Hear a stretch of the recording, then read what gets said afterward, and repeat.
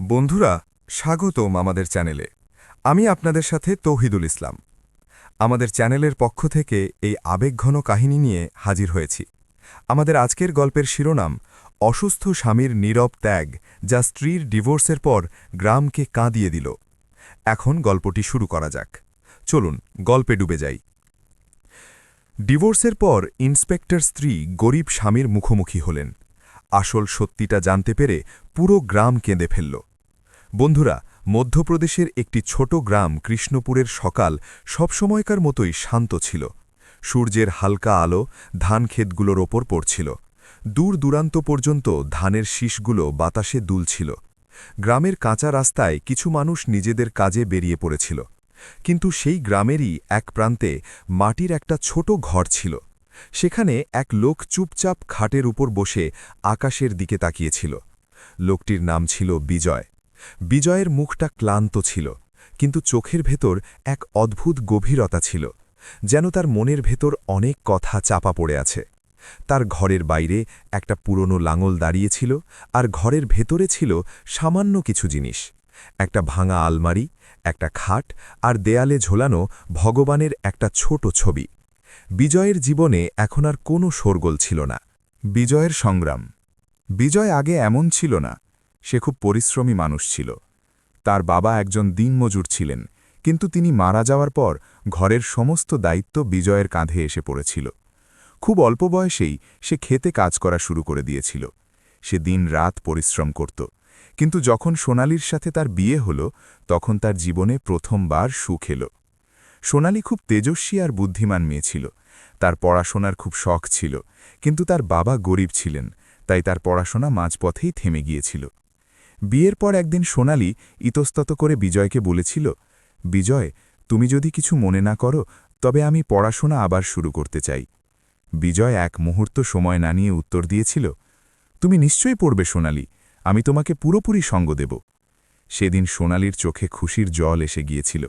সে কখনো ভাবেনি যে তার স্বামী এত বড় হৃদয়ের মানুষ হবে। সেদিন থেকে বিজয় নিজের পুরো জীবন বদলে ফেলল। সে দিনে খেতে কাজ করত, আর রাতে গ্রামের বাজারে মজুরির কাজও করতে লাগল, যাতে সোনালীর পড়াশোনার খরচ চালাতে পারে। গ্রামের লোকেরা প্রায়ই তাকে নিয়ে হাসাহাসি করত। তারা বলত, আরে বিজয়, বউকে অফিসার বানিয়ে নিজে কি মজুর হবি? কিন্তু বিজয় কখনো তাদের কথায় কান দিত না। তার জন্য একটাই স্বপ্ন ছিল, সোনালীর সাফল্য। বছরের পর বছর মেহনতের পর অবশেষে সেই দিনটি এলো, যেদিন সোনালী শিক্ষা পরীক্ষায় পাশ করল। পুরো গ্রাম অবাক হয়ে গিয়েছিল। এক গরিব মজুরের বউ এবার স্কুল ইন্সপেক্টর হতে চলেছিল। সেদিন বিজয়ের খুশির সীমা ছিল না। সে পুরো গ্রামে মিষ্টি বিলি করেছিল। কিন্তু সেদিন থেকেই বিজয়ের জীবনে এক অদ্ভুত পরিবর্তন শুরু হয়ে গেল। সোনালী ট্রেনিংয়ের জন্য শহরে চলে গেল। শুরুর দিকে সে প্রতিদিন ফোন করত, কিন্তু ধীরে ধীরে ফোনের সংখ্যা কমে গেল। এরপর মাসের পর মাস কোনো কথা হতো না। বিজয়ের কাছে এইসব অদ্ভুত লাগত, কিন্তু সে নিজেকে বোঝাত হয়তো সে কাজে খুব ব্যস্ত আছে। কিন্তু একদিন হঠাৎ সোনালী গ্রামে এলো। তার মুখে সেই আপন ভাবটা আর ছিল না। তাকে আগের মতো লাগছিল না। সে এসেই সরাসরি বলল, বিজয়, আমাদের ডিভোর্স নিতে হবে। এই কথা শুনে বিজয়ের পায়ের তলা থেকে মাটি সরে গিয়েছিল। সে অবাক হয়ে জিজ্ঞেস করল, কেন সোনালী, আমি কি ভুল করেছি? সোনালী ঠান্ডা গলায় বলল, এখন আমার জীবন আলাদা। আমি একজন অফিসার। আমি গ্রামে থাকতে পারব না, আর এই দারিদ্র্যের মধ্যেও না। এই কথা শুনে বিজয়ের মন ভেঙে গিয়েছিল, কিন্তু সে তবুও বলেছিল, তুমি শহরেই থাকো, আমি না হয় এখানে থাকব। শুধু সম্পর্কটা ভেঙো না সোনালী। কিন্তু সোনালী তার একটিও কথা শুনল না। কিছুদিনের মধ্যেই দুজনের ডিভোর্স হয়ে গেল। সেদিনকার পর সোনালী আর কখনো গ্রামে আসেনি, আর বিজয়ও কখনো তাকে খোঁজার চেষ্টা করেনি। 2 বছর পর, আজ সেই ঘটনার পর 2 বছর কেটে গেছে। গ্রামের মানুষ এখনও বিজয়কে দেখে আফসোস করত, কিন্তু সে আগের মতোই শান্ত থাকত।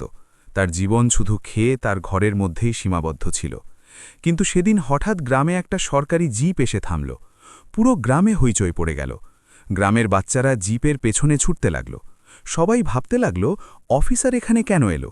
জিপ থেকে একজন মহিলা ইন্সপেক্টর নামলেন। তার মুখে কঠোরতা ছিল, আর চোখে এক তেজ। তিনি আর কেউ নন, ইন্সপেক্টর সোনালী শর্মা ছিলেন। গ্রামের মানুষ অবাক হয়ে গেল। 2 বছর পর সে আবার সেই গ্রামে দাঁড়িয়েছিল, কিন্তু এবার তার মুখে কোনো আবেগ ছিল না। সে সরাসরি এক কর্মচারীকে বলল, বিজয় কোথায় থাকে? কর্মচারী ইশারা করল, ম্যাডাম, ওই মাটির ঘরটা। সোনালি কোনো কথা না বলে সেই ঘরের দিকে হাঁটতে শুরু করল। ওদিকে বিজয় নিজের উঠোনে ধানের আঁটি বাঁধছিল। হঠাৎ সে দেখল তার সামনে সরকারি জিপ দাঁড়িয়ে আছে, আর তার সামনে দাঁড়িয়ে আছে তার ডিভোর্স হওয়া স্ত্রী সোনালি। 2 বছর পর দুজনের চোখাচোখি হল। কিছু মুহূর্তের জন্য সময় যেন থমকে গেল, কিন্তু পরের মুহূর্তেই সোনালি ঠান্ডা গলায় বলল, বিজয়, তোমাকে আমাদের সাথে ব্লক অফিসে যেতে হবে। এটি শুনে পুরো গ্রাম চমকে গেল। বিজয় শান্ত স্বরে জিজ্ঞেস করল, কেন? সোনালি কঠোরভাবে বলল, তোমার নামে অভিযোগ জমা পড়েছে। গ্রামের মানুষ এবার জমা হতে শুরু করল। কারো মাথায় আসছিল না যে আসলে কি হচ্ছে, কিন্তু আসল তুফান তো এখনও সামনে আসতে চলেছিল, কারণ কিছুক্ষণের মধ্যেই এমন এক সত্য সামনে আসতে চলেছিল যা শুনে পুরো গ্রাম কেঁদে ফেলবে। কৃষ্ণপুর গ্রামের কাঁচা রাস্তায় সেদিন এক অদ্ভুত পরিবেশ ছিল। চারদিকে মানুষ জমে গিয়েছিল। সবার নজর বিজয় আর ইন্সপেক্টর সোনালি শর্মার উপর আটকে ছিল। 2 বছর পর দুজন মুখোমুখি দাঁড়িয়েছিল, কিন্তু এই মিলন কোনো খুশির ছিল না, এটি ছিল এক সংঘাত। বিজয় শান্ত হয়ে দাঁড়িয়েছিল, তার হাতে তখনও আটি বাঁধার দড়িটা ছিল, কিন্তু তার চোখে কোনো ভয় ছিল না। ওদিকে সোনালির চোখে সেই কঠোরতা ছিল যা একজন অফিসারের থাকে। সে দুজন কর্মচারীর দিকে ইশারা করল, একে জিপে তোলো।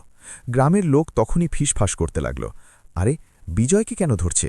কোথাও জমির মামলা নয়তো, নাকি অন্য কোনো বড় অপরাধ? কিন্তু কারো পাছেই সত্যিটা জানা ছিল না। তখন বিজয় ধীরে ধীরে বলল, সোনালি, অন্তত এটুকু তো বলে দাও যে আমার অপরাধটা কি? সোনালি ঠান্ডা চোখে তার দিকে তাকাল। তোমার ওপর অভিযোগ আছে যে তুমি পঞ্চায়েতের জমি দখল করেছ এবং বেআইনি কাজ করছ। এই কথা শুনে পুরো গ্রাম চমকে গেল। গ্রামের প্রবীণ হরিপ্রসাদ কাকা তখনই এগিয়ে এলেন। তিনি বললেন, ম্যাডাম, এ কি বলছেন আপনি? বিজয় তো খুব সাদাসিধে মানুষ, সে এমন কিছু করতে পারে না।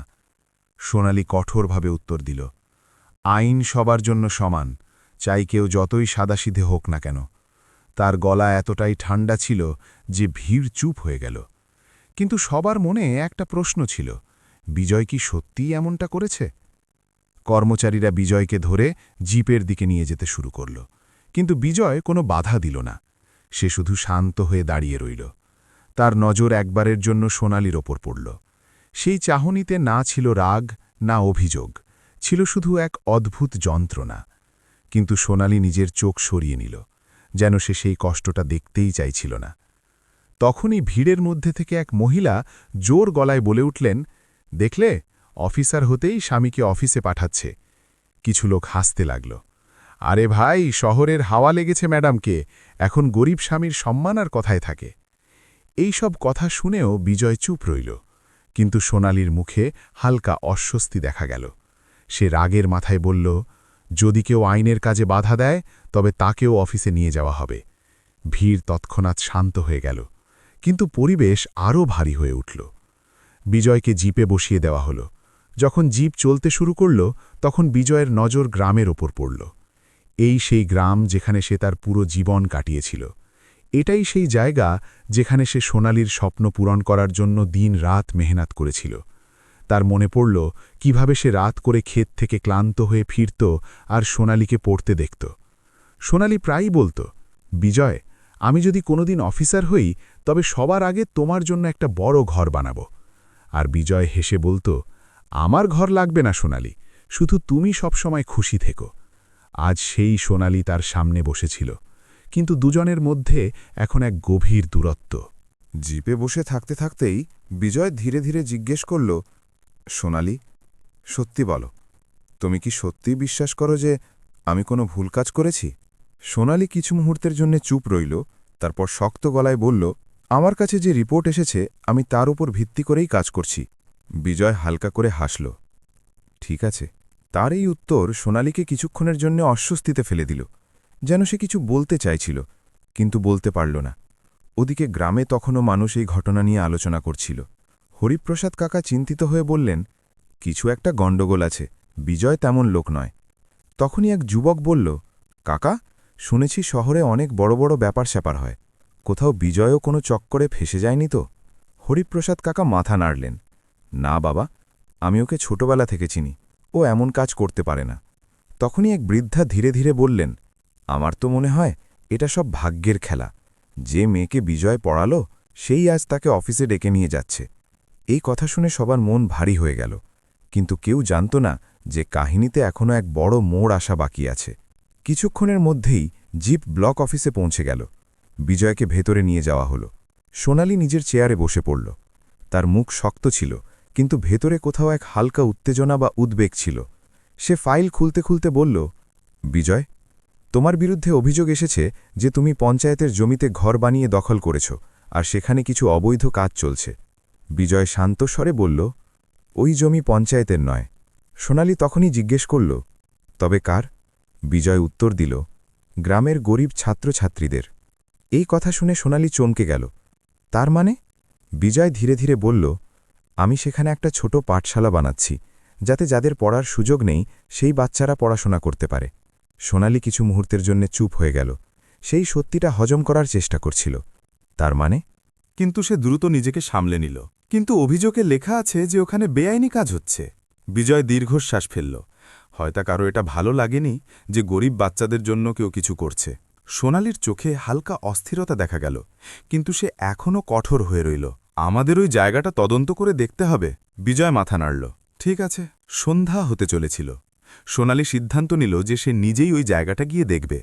কিছুক্ষণ পর সরকারি জিপ আবার গ্রামের দিকে এগিয়ে যাচ্ছিল। এবার জিপে সোনালির সাথে বিজয়েরও ছিল। যখন জিপ গ্রামের বাইরে একটা পুরনো ক্ষেতের কাছে থামল, তখন সব মানুষ সেখানে আগে থেকেই দাঁড়িয়েছিল, কারণ খবর পুরো গ্রামে ছড়িয়ে পড়েছিল।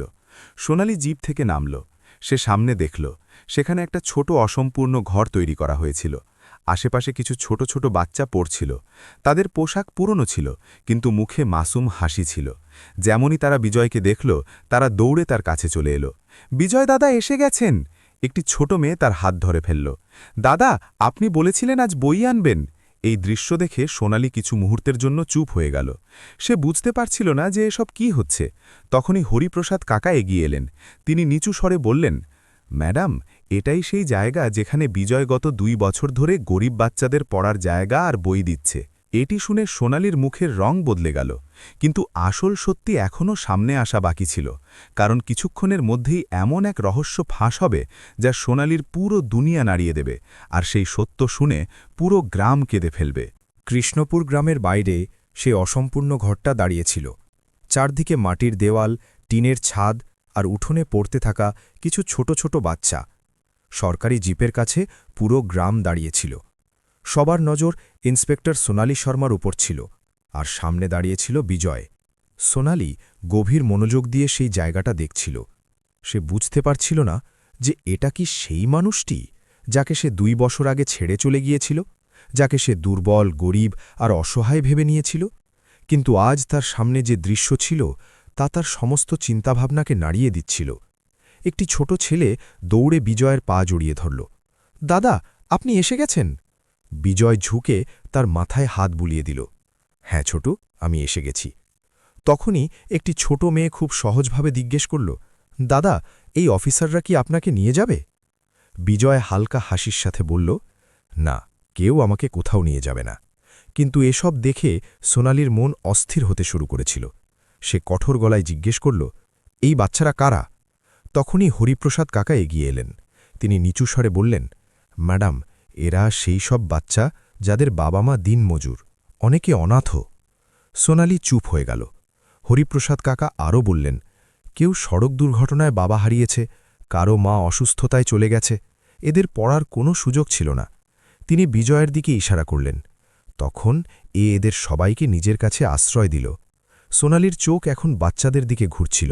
একটি মেয়ের পায়ে চটি পর্যন্ত ছিল না। একটি ছেলে ছেঁড়া শর্ট পরেছিল, কিন্তু সবার মুখে এক অদ্ভুত খুশি ছিল, যেন তারা দুনিয়ার সবচেয়ে বড় সম্পদ পেয়ে গেছে। ভিড়ের মধ্যে থেকে এক লোক বলল, ম্যাডাম, বিজয় গত 2 বছর ধরে এই বাচ্চাদের পেট চালাচ্ছে আর পড়াচ্ছে। অন্য একজন বলল, দিনে খেতে মজুরি করে আর রাতে এখানে এসে বাচ্চাদের বই পড়ায়। এক বৃদ্ধা চোখের জল মুছতে মুছতে বললেন, আমরা তো অনেকবার দেখেছি ম্যাডাম, নিজে না খেয়ে বাচ্চাদের খাবার খাওয়ায়। সোনালির মুখ ধীরে ধীরে বদলাতে লাগল। সে বিশ্বাস করতে পারছিল না। সে কঠোর গলায় জিজ্ঞেস করল, কিন্তু অভিযোগ কে করেছে? ভিড়ের মধ্যে গুঞ্জন শুরু হল। তখনই গ্রামের এক প্রভাবশালী লোক এগিয়ে এলো। তার নাম ছিল রাজেন সিং। সে অহংকারের সাথে বলল, আমি অভিযোগ করেছি। সোনালি জিজ্ঞেস করল, কেন? রাজেন সিং হাসতে হাসতে বলল, কারণ এই জমি আমার। বিজয় শান্ত স্বরে বলল, এই জমি পঞ্চায়েতের। রাজেন সিং রেগে গিয়ে বলল, কিন্তু আমি এটা কেনার চুক্তি করেছি। হরিপ্রসাদ কাকা বললেন, কিন্তু কাগজ এখনও সম্পূর্ণ হয়নি। রাজেন সিং রেগে গিয়ে বলল, আমার তাতে কিছু যায় আসে না, এই ঘর সরাতে হবে। বাচ্চারা ভয়ে বিজয়ের পেছনে লুকিয়ে পড়ল। তাদের চোখে ভয় পরিষ্কার দেখা যাচ্ছিল। এটা দেখে সোনালির বুক প্রথমবার জোরে ধড়ফড় করতে লাগল। সোনালি বিজয়ের দিকে তাকাল। তুমি আমাকে এইসব কেন বলনি? বিজয় কিছু মুহূর্ত চুপ থাকল। তারপর সে ধীরে ধীরে বলল, তোমার কাছে আগে থেকেই অনেক দায়িত্ব ছিল। সোনালির চোখে প্রশ্ন ছিল, কিন্তু ডিভোর্স? বিজয় হালকা হাসির সাথে বলল, ওটা তোমার সিদ্ধান্ত ছিল। সোনালির মনটা যেন কেউ শক্ত করে চেপে ধরল। কিন্তু আসল সত্যি এখনও বাকি ছিল। তখনই ভিড়ের মধ্য থেকে এক বৃদ্ধা ধীরে ধীরে এগিয়ে এলেন। তিনি ছিলেন সুশীলা দাদি। তিনি কাঁপানো গলায় বললেন, ম্যাডাম, আজ যদি সত্যিটা না বলি তবে হয়তো কোনোদিনই বলতে পারব না। সোনালি তার দিকে তাকাল। কোন সত্যি? দাদি অশ্রুসজল চোখে বললেন, ডিভোর্স তুমি নাওনি, তোমাকে ডিভোর্স দেওয়ার জন্য বাধ্য করা হয়েছিল। এটি শুনেই সবাই চমকে গেল। সোনালির চোখ ছানা বড়া হয়ে গেল। মানে কি? দাদি কাঁপানো গলায় বললেন, সেদিন যখন তুমি ট্রেনিং থেকে গ্রামে এসেছিলে, বিজয় নিজেই তোমাকে ডিভোর্স দেওয়ার কথা বলেছিল। সোনালির হৃৎপিণ্ড দ্রুত চলতে শুরু করল। কিন্তু কেন? দাদি বিজয়ের দিকে তাকালেন। বিজয় চুপচাপ দাঁড়িয়েছিল, যেন সেই সত্যটা লুকিয়ে রাখতে চায়। কিন্তু এখন দেরি হয়ে গিয়েছিল। দাদি কাঁদতে কাঁদতে বললেন, কারণ সেই সময় ডাক্তার বলেছিল যে বিজয়ের এক গুরুতর অসুখ হয়েছে। সোনালির পায়ের তলা থেকে মাটি সরে গেল। কি অসুখ? দাদির গলা ভেঙে এলো। ক্যান্সার। ডাক্তার বলেছিল যে হয়তো সে বেশি দিন বেঁচে থাকবে না। পুরো গ্রাম নিস্তব্ধ হয়ে গেল। সোনালির চোখে জল এসে গেল। সে কাঁপানো গলায় জিজ্ঞেস করল, কিন্তু ও আমাকে জানালো না কেন? দাদি উত্তর দিলেন, কারণ ও চায়নি যে তুমি তোমার জীবন ওর সাথে নষ্ট করো। এই শুনে সবার বুক ফেটে যাচ্ছিল। সোনালির হাত কাঁপতে লাগল। সে বিজয়ের দিকে তাকালো। বিজয় এখনও শান্ত দাঁড়িয়েছিল, যেন এসব তার কাছে কোনো নতুন কথা নয়। কিন্তু সোনালির জন্য এই সত্যটা বজ্রপাতের মতো পড়ল। তার চোখ দিয়ে জল ঝরতে লাগল। বিজয়, এটা কি সত্যি? বিজয় নজর নিচু করে নিল। কিছু মুহূর্তের নিস্তব্ধতার পর সে ধীরে ধীরে বলল, এটি শুনেই সোনালির দুনিয়া যেন ভেঙে চুরমার হয়ে গেল। তার মনে পড়ল কিভাবে সে রাগের মাথায় ডিভোর্সের কাগজে সই করেছিল, কিভাবে সে ভেবেছিল যে বিজয় তার সফলতায় হিংসে করতে শুরু করেছে। কিন্তু সত্যিটা তো অন্য কিছু ছিল। বিজয় নিজের ভালোবাসার খাতিরে তাকে নিজের থেকে দূরে সরিয়ে দিয়েছিল, যাতে সে নিজের জীবন কাটাতে পারে। এখন সেখানে দাঁড়িয়ে থাকা প্রত্যেকটি মানুষের চোখে জল ছিল। হরিপ্রসাদ কাকা কাঁদতে কাঁদতে বললেন, ম্যাডাম, এই লোকটির মন দেবতার মতো। নিজে মৃত্যুর সাথে লড়াই করছে আর তবুও গরিব বাচ্চাদের আশ্রয় হয়ে রয়েছে। সোনালির শ্বাস ভারী হয়ে আসছিল। তার মনে হচ্ছিল যেন তার বুক ফেটে যাবে। সে কাঁপতে কাঁপতে বলল, বিজয়, তুমি আমার কাছে এত বড় সত্যি কেন লুকালে? বিজয় ধীরে ধীরে বলল, কারণ আমি চেয়েছিলাম তুমি খুশি থাকো। এটি শুনেই সোনালি ডুকরে কাঁদতে লাগল। কিন্তু কাহিনীর সবচেয়ে আবেগপ্রবণ মোড় এখনও বাকি ছিল, কারণ কিছুক্ষণের মধ্যেই বিজয় এমন এক সিদ্ধান্ত নিতে চলেছিল যা শুনে পুরো গ্রাম কেঁদে ফেলবে। কৃষ্ণপুর গ্রামের সেই ময়দানে নিস্তব্ধতা ছেয়ে গিয়েছিল। বাতাসও যেন ধীরে ধীরে বইছিল। চারদিকে দাঁড়িয়ে থাকা মানুষদের চোখে জল ছিল, আর সামনে দাঁড়িয়েছিল ইন্সপেক্টর সোনালি শর্মা, যার পুরো দুনিয়া এইমাত্র ভেঙে গিয়েছিল। যে মানুষটিকে সে অহংকারী ভেবেছিল, যাকে সে নিজের পথের বোঝা ভেবে নিয়েছিল, সেই মানুষটি আসলে তার খুশির জন্য নিজেকে কুরবান করে দিয়েছিল। সোনালির চোখের জল থামছিলই না। সে ধীরে ধীরে বিজয়ের কাছে এলো। তার গলা কাঁপছিল। বিজয়, তুমি আমার সাথে এমন কেন করলে? বিজয় হালকা হাসির সাথে বলল, কারণ আমি তোমাকে ভালোবাসতাম। এটি শুনেই ভিড়ে দাঁড়িয়ে থাকা অনেক মানুষ কেঁদে ফেলল। সোনালির শ্বাস ভারী হয়ে গেল।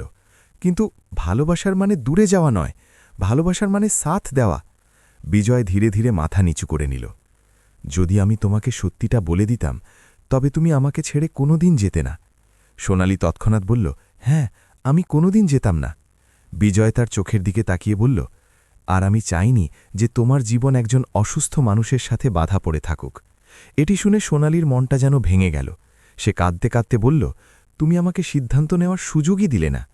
কিছু মুহূর্তের জন্য দুজনের মধ্যে গভীর নিস্তব্ধতা ছেয়ে গেল। ওদিকে ছোট ছোট বাচ্চারা চুপচাপ এসব দেখছিল। তারা পুরো ব্যাপারটা বুঝতে পারছিল না, কিন্তু এটুকু নিশ্চয়ই বুঝতে পেরেছিল যে তাদের বিজয় দাদা খুব দুঃখী। একটি ছোট মেয়ে ধীরে ধীরে এগিয়ে এলো। তার নাম ছিল মিনি। সে খুব মাসুমভাবে জিজ্ঞেস করল, দাদা, আপনি আমাদের ছেড়ে চলে যাবেন না তো? এটি শুনে বিজয়ের চোখ ভরে এলো। সে ঝুঁকে মিনিকে জড়িয়ে ধরল। না, আমি কোথাও যাব না। কিন্তু সোনালি এটি শুনে আরও ভেঙে পড়ল, কারণ সে এখন সব কিছু বুঝতে পারছিল। বিজয় নিজের অসুস্থতা সত্ত্বেও এই বাচ্চাদের জন্য বেঁচেছিল। হরিপ্রসাদ কাকার চোখ দিয়ে জল পড়ছিল। তিনি সোনালীকে বললেন, মা, আমরা সবাই জীবনে অনেক মানুষ দেখেছি, কিন্তু বিজয়ের মতো মানুষ খুব কম মেলে। এক বৃদ্ধা বললেন, এ কখনো নিজের কষ্টের কথা উল্লেখ করেনি, শুধু চুপচাপ অন্যদের আশ্রয় হয়ে রইল। গ্রামের অনেক মানুষ এখন প্রকাশ্যেই কাঁদছিল, কারণ এখন তারা বুঝতে পারছিল যে বিজয় কত বড় মানুষ। সোনালির অনুশোচনা। সোনালি এখন নিজেকে আর সামলাতে পারছিল না। সে কাঁপতে কাঁপতে বলল, বিজয়, যদি তুমি আমাকে সত্যিটা বলে দিতে, তবে হয়তো আজ সবকিছু অন্যরকম হতো। বিজয় শান্ত স্বরে বলল, হয়তো, কিন্তু তখন তুমি তোমার স্বপ্ন পর্যন্ত পৌঁছাতে পারতে না। সোনালি কাঁদতে কাঁদতে বলল, আমার স্বপ্নের দাম তুমি কেন? বিজয় কিছু মুহূর্ত চুপ থাকল। তারপর সে ধীরে ধীরে বলল, কারণ তুমি ছিলে আমার জীবনের সবচেয়ে সুন্দর স্বপ্ন। এটি শুনে সেখানে দাঁড়িয়ে থাকা অনেক মানুষ কেঁদে ফেলল। হঠাৎ বিজয়ের পড়ে যাওয়া।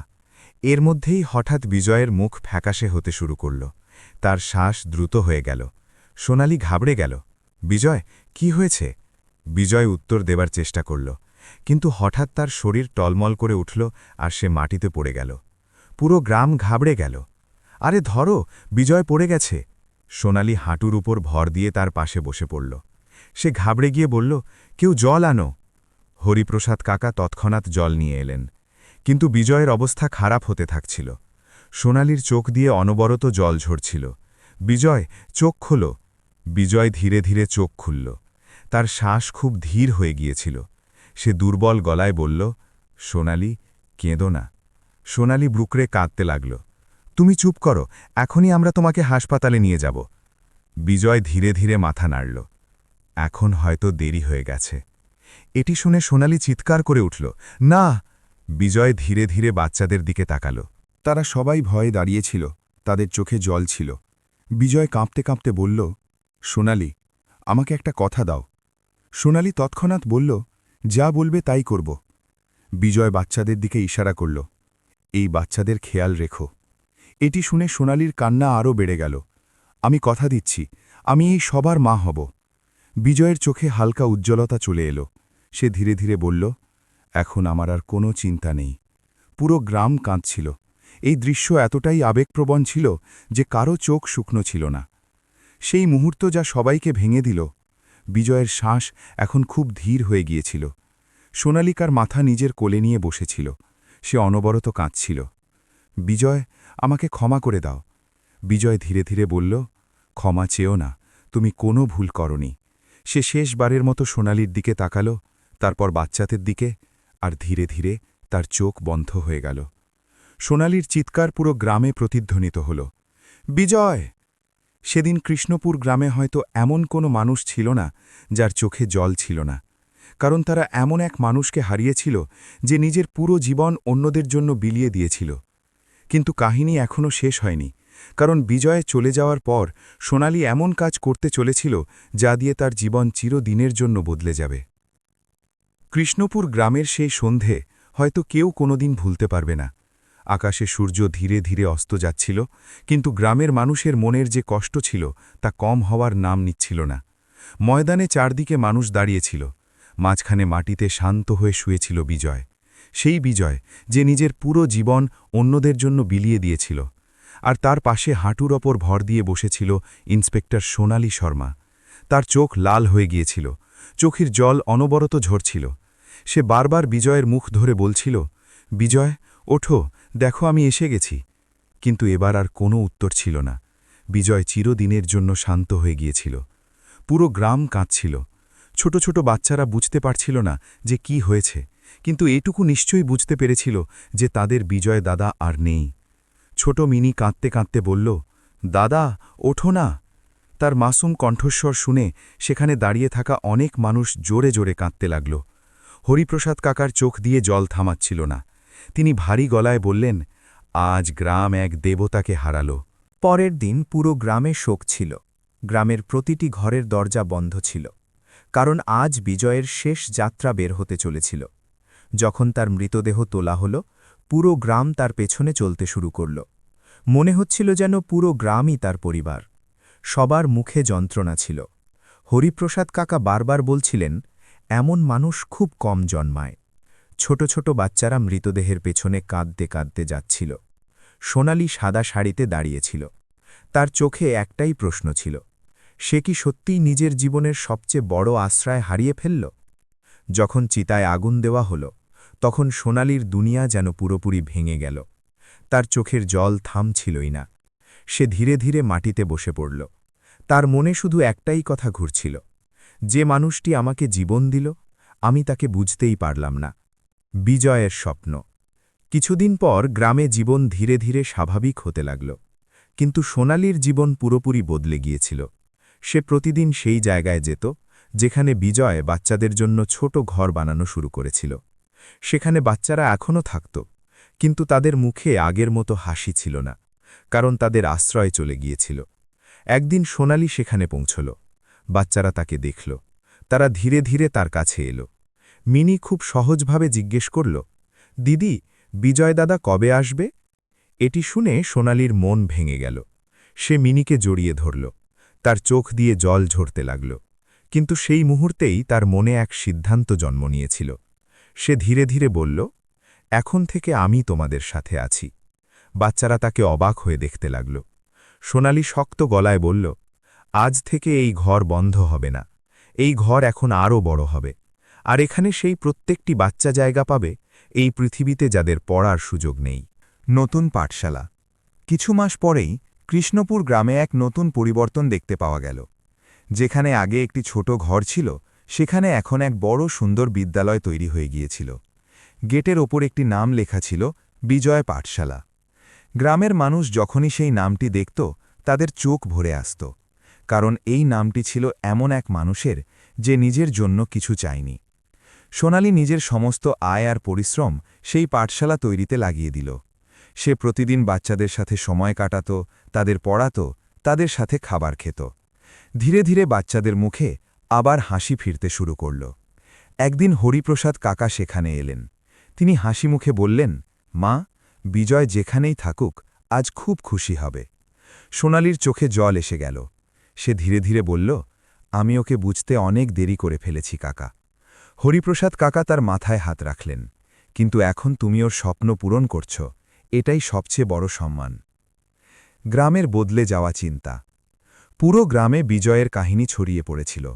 মানুষ নিজের বাচ্চাদের তার গল্প শোনাত, বলত, দেখো, সত্যিকারের মানুষ সেই যে অন্যদের জন্য বাঁচে। রাজেন সিং যে আগে অভিযোগ করেছিল, সেও একদিন পাঠশালায় এলো। তার চোখের লজ্জা ছিল। সে সোনালিকে বলল, ম্যাডাম, আমার থেকে খুব বড় ভুল হয়ে গেছে। সোনালি শান্ত স্বরে বলল, যদি সত্যিই অনুশোচনা হয়, তবে এই বাচ্চাদের সাহায্য করো। সেদিনকার পর রাজেন সিংও পাঠশালার সাহায্য করতে লাগল। ধীরে ধীরে গ্রামের অনেক মানুষ এই কাজের সাথে যুক্ত হয়ে গেল। এখন সেই পাঠশালা শুধু একটা ঘর ছিল না, তা বিজয়ের স্বপ্নের মন্দিরে পরিণত হয়েছিল। সোনালির আসল পরিচয়। কিছু বছর পর সেই পাঠশালা পুরো জেলায় বিখ্যাত হয়ে গেল। শত শত গরিব বাচ্চা সেখানে নতুন জীবন পেল। মানুষ প্রায়ই বলতো, ইন্সপেক্টর সোনালি শর্মা শুধু একজন অফিসার নন, তিনি একজন মা। কিন্তু সোনালি সবসময় একটি কথাই বলত, যদি বিজয় না থাকত তবে এসবও হতো না। প্রতিদিন সন্ধ্যায় সে পাঠশালার উঠোনে দাঁড়িয়ে আকাশের দিকে তাকাত, যেন কারো সাথে কথা বলছে। একদিন মিনি তার কাছে এলো। এখন সে একটু বড় হয়েছে। সে হেসে জিজ্ঞেস করল, দিদি, আপনি রোজ আকাশের দিকে কেন তাকিয়ে থাকেন? সোনালির চোখে হালকা উজ্জ্বলতা চলে এলো। সে আকাশের দিকে তাকিয়ে বলল, কারণ ওখানে একজন মানুষ আছে যে আমাকে বাঁচতে শিখিয়েছে। মিনি মাসুমভাবে বলল, বিজয় দাদা? সোনালি হাসল। তার চোখে জলও ছিল, আর গর্বও। কাহিনীর শিক্ষা। জীবন কখনো কখনো এমন মানুষের সাথে পরিচয় করিয়ে দেয়, যাদের আসল মর্যাদা তাদের বিদায়ের পরই আমরা হৃদয়ে অনুভব করতে পারি। বিজয়ও ঠিক তেমনই একজন মানুষ ছিলেন। সে কখনো নিজের মহত্বের বড়াই করেনি। সে শুধু চুপচাপ অন্যদের জন্য বেঁচেছিল। আর আজকেও কৃষ্ণপুর গ্রামের মানুষ যখন বিজয় পাঠশালার সামনে দিয়ে যায়, তখন মাথা নত করে বলে, বিজয়, তুমি সত্যিই খুব বড় মানুষ ছিলে। বন্ধুরা, যদি আপনাদের এই গল্পটি পছন্দ হয়ে থাকে তবে ভিডিওটি লাইক নিশ্চয়ই করবেন, চ্যানেলটি সাবস্ক্রাইব করবেন আর কমেন্টে নিজের নাম ও নিজের শহরের নাম নিশ্চয়ই লিখবেন।